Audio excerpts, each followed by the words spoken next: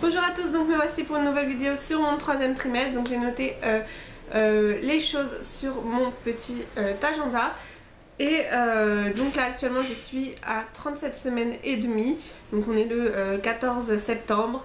Donc il me reste quelques semaines ou quelques jours. On ne sait pas, là ça arrive bientôt. Et puis de toute façon bébé a le droit de venir, c'est plus prématuré. Donc du coup j'ai hâte, j'espère la semaine prochaine, 38-39 semaines c'est pas mal. Parce que j'ai pas envie d'aller au terme qui est le 10 octobre, là j'ai pas envie que ce soit en octobre en fait. Ça me semble long, j'ai tellement hâte mais en même temps je flippe quand même. Donc premièrement au début ça fait du coup juillet, après juillet j'ai commencé, c'était la fin du deuxième trimestre en fait, parce que ça me fait février, mars, avril, après mai, juin, juillet, voilà, et août, septembre, octobre. Donc voilà, donc de juillet à octobre, ça me fait mon troisième trimestre en fait. En juillet j'ai remarqué, donc j'avais remarqué que j'avais, je vous ai déjà dit pour le deuxième trimestre, mes cheveux c'était une catastrophe. Et début juillet j'ai eu mon rendez-vous, le cinquième rendez-vous sage-femme. Et elle m'a prescrit des vitamines au cas où pour pas que je fasse d'anémie, parce que en général une femme sur deux enceintes font des anémies quoi. Et du coup elle m'a prescrit des vitamines non remboursables et ça vaut 32 €, mais bon, je me suis dit pour la première grossesse on va écouter la sage-femme. Donc c'est Gynéfemme et donc c'est pour celle avant qui essaye de faire un enfant, donc préconception et grossesse, parce que dedans vous avez pas mal de vitamines B1, B2, B3, enfin toutes les vitamines on va dire possibles presque, et il y a aussi du fer, du magnésium, etc. C'est vraiment même l'acide folique. Donc c'est vraiment voilà, une vitamine assez complète pour prévenir justement une anémie. Alors je m'en suis, voilà, j'ai respecté au départ et encore normalement elle m'a dit que c'est une boîte pour 3 mois, donc j'en aurai après pour l'allaitement, c'est bien de continuer après. Et bah non, parce qu'il me restait 3 mois de grossesse quand elle me l'a prescrit, donc je me suis dit j'en aurai pas pour l'allaitement si j'en prends un tous les jours, c'est un par jour.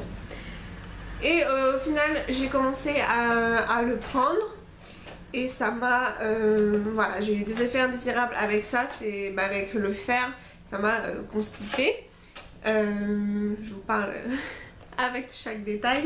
Mais du coup après j'ai arrêté, parce que c'était pas possible, je prenais de l'eau épars ou tout ça, mais en fait, enfin non, je me suis dit je vais arrêter ce médicament, enfin ces vitamines, et donc jusqu'à ce que ça aille correctement. Et donc après j'ai commencé à reprendre, au mois d'août j'ai commencé à le reprendre, mais je faisais un jour sur deux. Et après là je reprends tous les jours, parce qu'au mois d'août j'ai eu donc ma 6e visite, et je faisais une anémie aussi, parce que j'avais dû refaire un bilan sanguin début août. Et du coup on m'a prescrit Inofer. Donc Inofer, je vais vous en parler après, parce que je crois que j'ai d'autres choses à vous dire avant. Donc pour Gynéfemme, je pense que depuis que j'ai utilisé ça, ou c'est parce que c'est le dernier trimestre et donc c'est moins pire que le deuxième, je ne sais pas. Mais en tout cas quand j'ai utilisé un peu, j'ai vu un changement au niveau de mes cheveux, parce qu'au deuxième trimestre, voilà, j'avais pris des extensions, c'était pas possible. Et là maintenant, enfin quand je me fais cette coupe, que voilà j'aime bien, même mon chéri a remarqué que il commence à mieux repousser, reprendre un peu plus de volume, même si évidemment vous voyez qu'il y avait toujours une différence. Enfin, derrière j'ai pas rattrapé mon espace de cheveux, parce que je préfère qu'il repousse bien, parce que j'ai pas envie d'avoir les cheveux courts à remettre tout à niveau. Mais voilà, quand même ils ont repris un peu de peps là pour le dernier trimestre, donc voilà, tant mieux, j'étais assez contente sur ça. Et donc on a fait du coup en juillet j'ai fait le test du glucose, donc pour le 7e mois, et en même temps avec la revérification des virus là quand je vous avais parlé qu'il y avait risque de microcéphalie pour bébé, enfin voilà, qui nous ont fait peur, etc. Du coup j'avais les virus à revérifier, voir si je ne les avais toujours pas attrapés, enfin c'est... voilà. Et donc le test du glucose, et le test du glucose, bah voilà, c'est une petite bouteille. Moi je m'attendais, je croyais que c'était vraiment une grande bouteille, enfin 1,5 litre à boire de sucre. Mais en fait c'est un petit flacon de concentré, c'est 75 grammes, ils disent de sucre, enfin je sais pas, mais c'est l'équivalent d'un verre d'eau quoi. Et donc à boire ça dans une paille. Donc j'avais le choix entre citron et orange. Bien évidemment j'ai pris citron. Et bah ça m'a rien fait hein. C'est pas très bon. Mais je veux dire moi ça m'a rien fait après, parce qu'il y en a qui après tombent dans les pommes ou voilà. Mais c'est surtout l'attente qui est longue, parce qu'après en salle d'attente je suis partie pendant 2 heures, parce que après chaque heure il fallait refaire une prise de sang. Donc une quand on arrive, une prise de sang, après on boit le truc dans les 5 minutes et on va en salle d'attente pendant 1 heure, on fait une prise de sang, on revient et on retourne en salle d'attente pendant 1 heure, on refait une prise de sang, donc une troisième. Donc, le rendez-vous sage-femme du mois d'août, donc je vous l'ai dit, et là elle me dit que mon col est un petit peu ouvert, que elle sent la tête de bébé quoi, et que bah elle est toujours très basse sa tête. Et donc qu'il faut plus de voiture et tout, limite parce que là au mois de juillet je m'étais relâchée sur la voiture et les sorties, parce qu'après avoir été enfermée pendant 3 semaines pour refaire pousser la tête de bébé là au mois de juin, du coup j'en pouvais plus. Et puis au mois de juillet, vu que tout allait bien, voilà, j'ai bougé pas mal. Et donc début août elle m'a dit non mais c'est mort, faut plus prendre la voiture. Déjà la tête trop basse et puis vous êtes un peu ouvert, etc. Donc c'était un peu la panique pour accoucher prématurément. Donc voilà, en plus j'ai dû annuler les 50 ans de mon père et tout, parce que bah s'il aurait été à 20 minutes de chez moi, c'est rien. Mais là c'était trop loin, ça faisait trop de route. Du coup j'ai annulé ça. Et j'étais dégoûtée, mais bon c'est comme ça, c'est pour le bébé surtout, parce que le pire c'est de se dire bah pour moi je vais bien, j'ai mal nulle part, je vais bien, je vis ma vie normalement, et au final bah non, faut faire attention parce que ça pourrait arriver, parce que j'avais jamais eu de contraction. Donc c'est ça, de se dire que bah pour moi je vois pas, je pense pas qu'elle arrivera quoi. Mais bon, du coup j'ai respecté ça, et au final je me dis que j'aurais dû y aller, parce que là bah voilà, ça va, là je suis dans... j'ai pas eu de problème, de contraction, ou j'ai pas accouché prématurément. Mais bon, vaut mieux prévenir. Donc ensuite j'ai eu donc Inofer après, parce qu'ils ont remarqué que j'ai fait dans mon bilan sanguin, je faisais une petite anémie là. Donc évidemment, parce que bébé puise beaucoup dans notre corps, et puis en même temps vu que je ne fais plus les cantines au boulot, etc. Enfin voilà, je bossais pas l'été, et du coup je mangeais moins diversifié on va dire. Moi j'achète pas trop de viande rouge, c'est par période ou tout ça, donc du coup ils m'ont prescrit Inofer, et Inofer ça a fait, mais au bout de la 2e journée, hein, parce que c'est que un par jour, mais j'en ai pris un le matin, un autre le lendemain matin, et c'était mais radical. Ça m'a fait tout le contraire de gynéfemme, donc pas la constipation, mais voilà, je vous laisse deviner. Donc voilà, c'était en général le fer c'est plus la constipation, mais sur la notice c'est marqué que ça peut être ça, ou vomissement, ou diarrhée. Donc ça me faisait en fait mais hyper mal au ventre, et la veille en plus je m'étais cognée sur le ventre mais en haut, mais je m'étais cognée assez fort et tout, et je me suis dit bon, après j'ai senti bébé bouger normalement et tout, donc je m'étais pas inquiétée. Mais pendant 3 jours j'avais super mal au ventre, mais souvent, et surtout la nuit, et ça me provoquait voilà, je vais pas vous dire les détails, mais voilà. Donc je me dis, c'est ça des contractions, ça me... Est-ce que c'est à cause du médicament? Parce que je me suis cognée? Est-ce que non, c'est pas à cause de ça, mais c'est que c'est des contractions et ça me provoque, voilà, les coliques.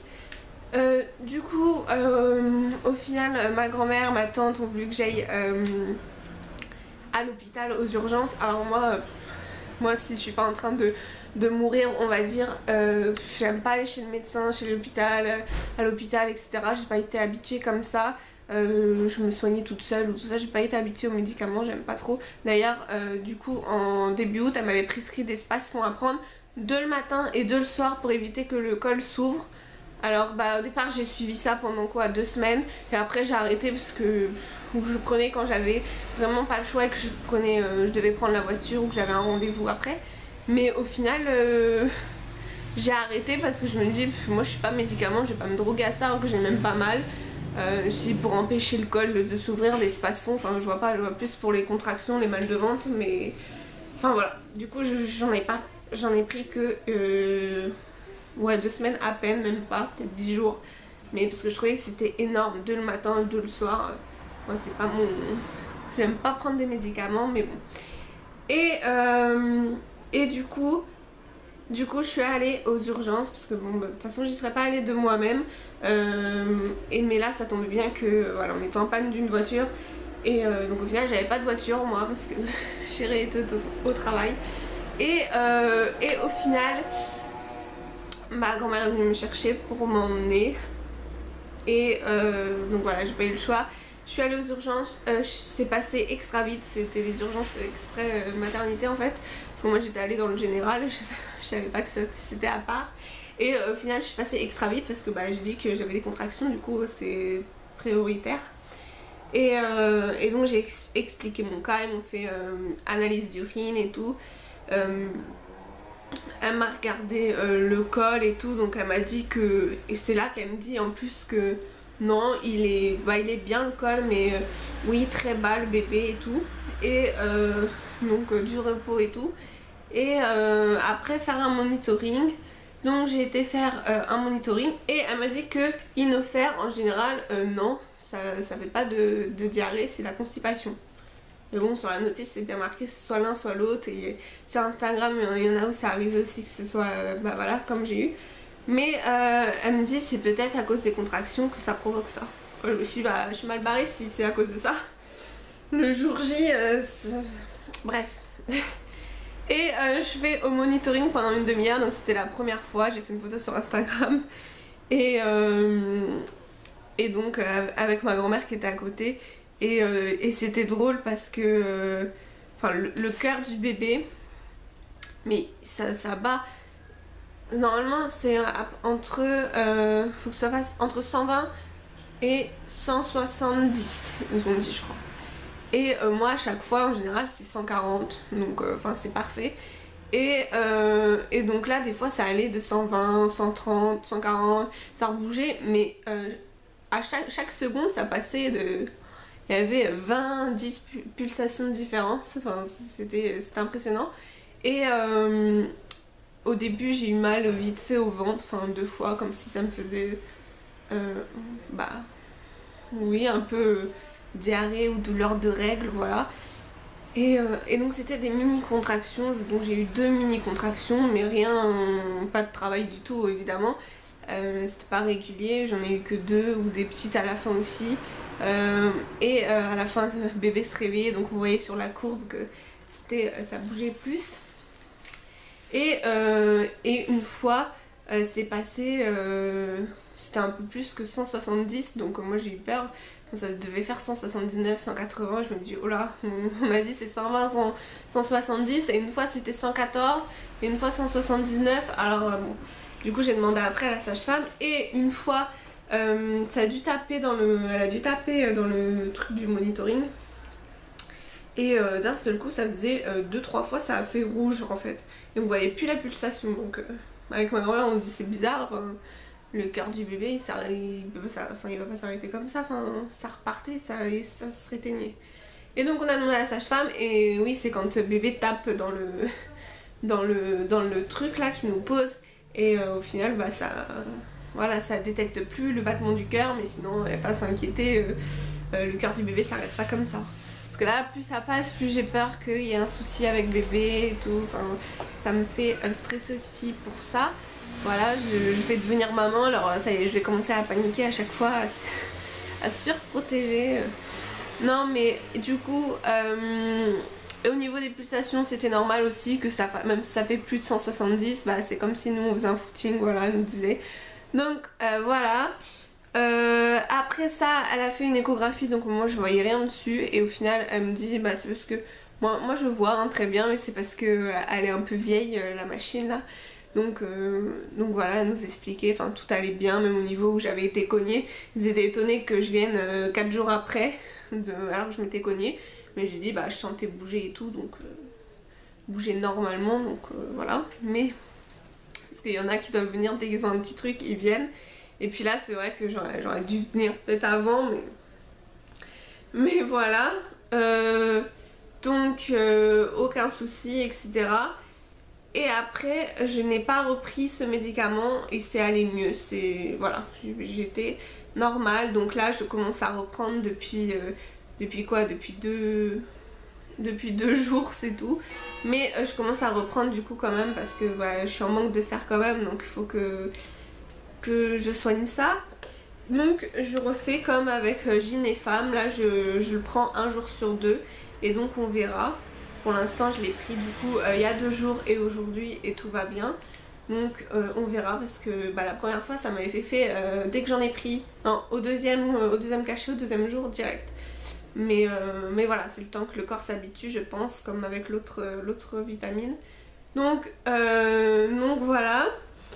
Et ensuite, il y a quoi d'autre? J'ai eu les cours de préparation à l'accouchement. Mettez des j'aime si vous voulez voir une vidéo sur ça. Je pense vous en faire une en vous expliquant est-ce que c'est intéressant, est-ce que c'est utile, est-ce que c'est rassurant, de ce qu'on parle aussi. Vous détaillez peut-être un petit peu, enfin je vous ai détaillé pas mal, enfin chaque cours il s'est détaillé sur Instagram. Mais voilà, si vous voulez que je vous fasse une vidéo un peu récapitulative, savoir surtout si c'est intéressant, rassurant, donc voilà. Et donc j'en ai eu 4 en juillet, les 4 premiers, en août elle était en vacances, et j'ai eu les 4 autres en septembre, donc ça s'est fini hier le dernier. Hier c'était sur l'allaitement, donc enfin bref. Ensuite lundi là j'ai eu le rendez-vous anesthésiste. Ça a duré quoi, 5 minutes, 10 minutes, voilà, tout va bien vu que je filme pas, etc. Il m'a dit bon ben voilà, ça va aller vite.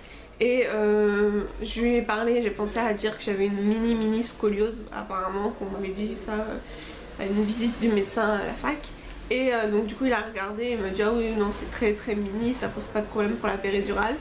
Le bilan sanguin, normalement il devait m'en prescrire un, parce que la sage-femme m'avait dit d'aller prendre comment dire, d'aller prendre un rendez-vous après justement pour refaire ma deuxième détermination de groupe sanguin, donc ça me saoule. Et on a compris que j'étais au plus hein, quand même, mais bon il faut faire 2 fois.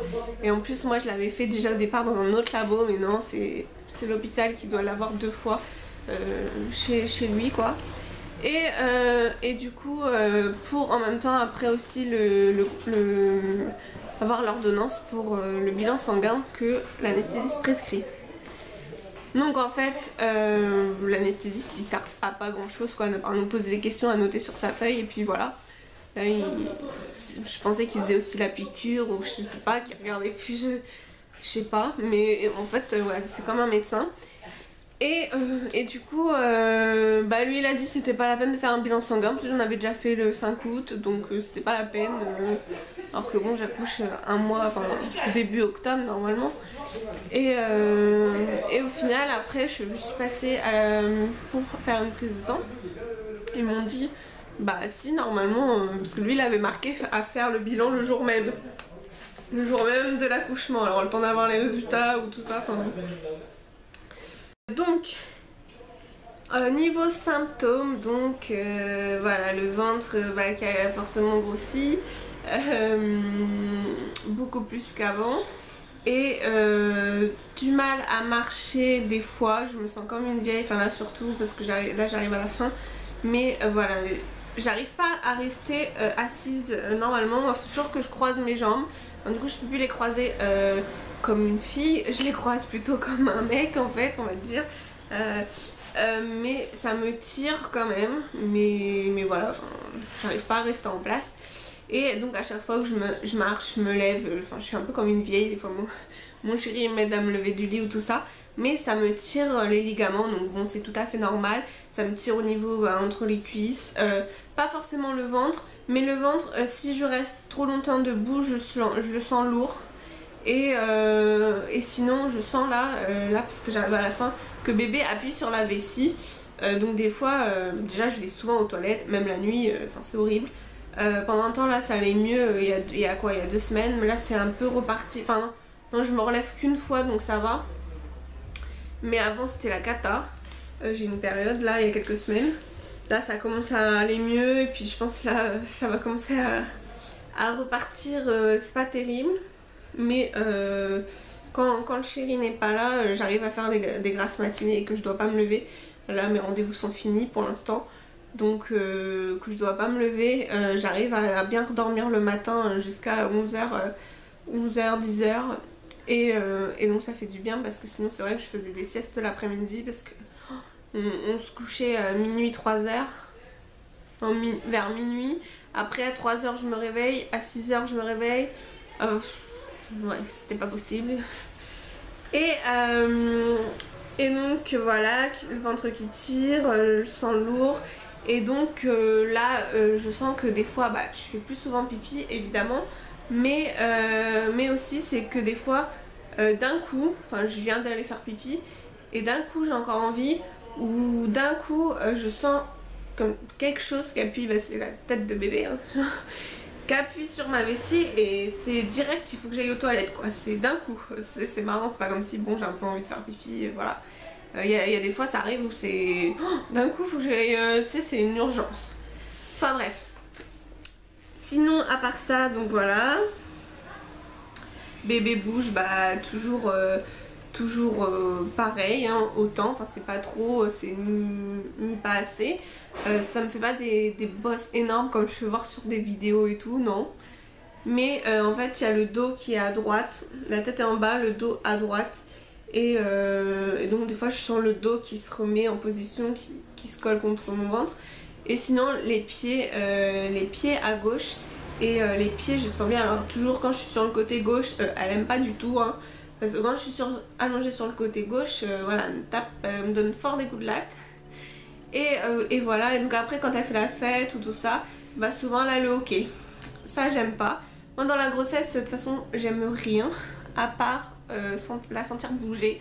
Mais alors même quand elle a le hockey c'est pénible. J'aime pas ça, la sensation que ça fait une sensation point de côté ou cœur qui bat. Point de côté ou cœur qui bat, parce que ça fait une petite bosse rythmée toujours au même endroit. Et donc voilà, avant je savais pas que c'était ça le hockey, mais au final oui, et puis ça se reconnaît bien en fait, parce que voilà c'est rythmé, c'est continu pendant quelques minutes, même 5 minutes des fois, enfin voilà, c'est pas terrible. Niveau vergeture, j'ai eu malheureusement ma première à 28 semaines, une toute petite, comme un petit rond en fait, à côté du nombril,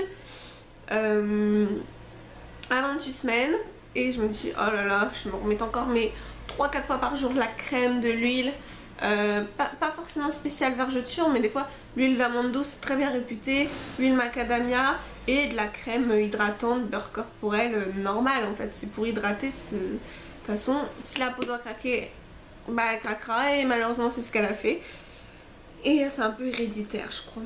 Et après l'autre vergeture elle est venue à 30 semaines, et après chaque semaine j'ai fait que péter, et maintenant j'en ai un peu partout. Si vous voyez sur Instagram j'en ai quand même pas mal au ventre, et surtout elles sont vachement marquées, vachement rosées au niveau de la culotte en fait, donc vachement basse quoi, donc peut-être que quand j'aurai le ventre donc il sera redevenu normal, un peu plus plat, après avec des abdos et tout. Est-ce que, enfin voilà, et que ça aura blanchi, ça se verra peut-être pas trop, je sais pas. Mais voilà, je me mets encore 2-3 fois par jour de la crème. Mais voilà. Sinon, du coup, troisième échographie, je l'ai faite. La vidéo va durer longtemps, mais bon. Je l'ai faite fin août. Donc voilà, la tête a bien repris, c'est celle qui a bien regrossi. Elle faisait 2 kilos, donc c'était à 34 semaines et demie.